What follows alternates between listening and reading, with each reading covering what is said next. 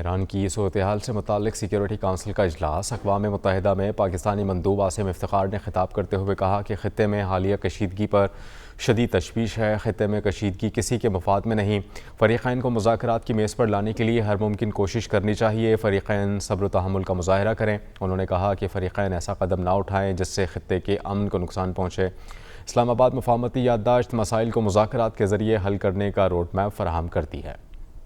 अक़वाम मुत्तहिदा में पाकिस्तान ने तनाज़ुआत से मुताल्लिक़ जिनसी तशद्दुद की तमाम इक़साम की सख्त मज़म्मत करते हुए कहा कि ये मसला सिर्फ मुसल्लह तनाज़ुआत ही नहीं बल्कि गैर मुल्की कब्ज़े की तमाम सूरत हाल में भी संगीन तशवीश का बाइस है। सलामती काउंसिल मुबाहिसे से खिताब करते हुए पाकिस्तान के मुस्तक़िल मंदूब सफ़ीर आसिम इफ्तिखार ने कहा कि तनाज़ुआत से मुताल्लिक़ जिनसी तशद्दुद जंग का नागुज़ीर नतीजा नहीं बल्कि उसे दानिस्ता तौर पर जंगी हिकमत अमली, दहशत फैलाने और इज्तिमाई सज़ा के हथियार के तौर पर इस्तेमाल किया जाता है जो अफराद ख़ानदानों और पूरी बरादरियों पर देरपा असरात छोड़ती है। I would like to welcome and thank you, Madam Prime Minister, for presiding over this important debate. And we also thank Special Representative Pramila Patten and Ms. Jocelyn for their valuable briefings. More than 25 years after Resolution 1325 and nearly 2 decades after Resolution 1820 recognized conflict-related sexual violence as a distinct threat to international peace and security, the international community must ask the logical question: have we matched our commitments with protection, justice, and dignity for victims and survivors? The Secretary General's latest report provides a sobering answer. Verified cases of conflict-related sexual violence rose sharply in 2025. These were often marked by extreme brutality and disproportionately targeted women and girls. Yet, as the report also reminds us, the recorded cases represent only a fraction of the reality, owing to stigma, fear of reprisals, absence of services, and chronic underreporting. And we know also that not all situations of concern are covered by the report. Pakistan condemns unequivocally all forms of conflict-related sexual violence, whoever the perpetrator and wherever the crime occurs. This includes all situations of armed conflict as well as all situations of foreign occupation on the agenda of the Council. In such contexts, militarization, displacement, arbitrary detention, denial of rights, and impunity deepen the vulnerability of civilians, particularly women and girls. As others have noted, conflict-related sexual violence is not just an inevitable consequence of war. It is often used deliberately as a tactic of war, terror, torture, repression, and collective punishment. It destroys individuals, fractures families, terrorizes communities, and leaves intergenerational wounds, including for children born of conflict-related rape.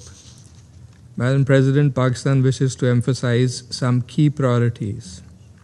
First, accountability must be strengthened comprehensively and consistently.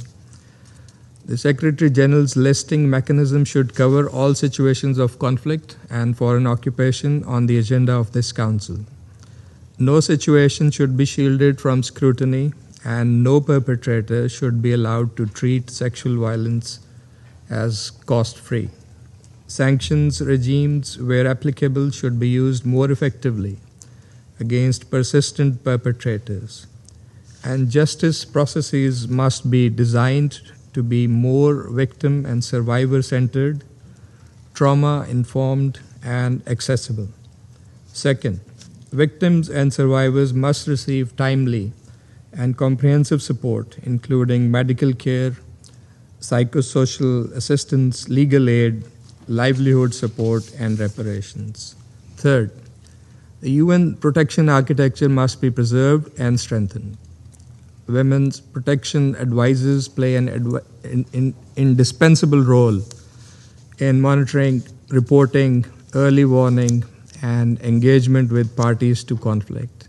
Their deployment should be ensured in all relevant situations, including during peacekeeping transitions and drawdowns when protection vacuums place victims, survivors, service providers, and human rights defenders at heightened risks. And finally, prevention must be placed at the center of our collective response. That requires compliance with international humanitarian law and international human rights law, meaningful participation of women in peace processes, early warning, sustained funding, responsible arms control, and above all, addressing the root causes of conflict, including foreign occupation and denial of the right to self-determination.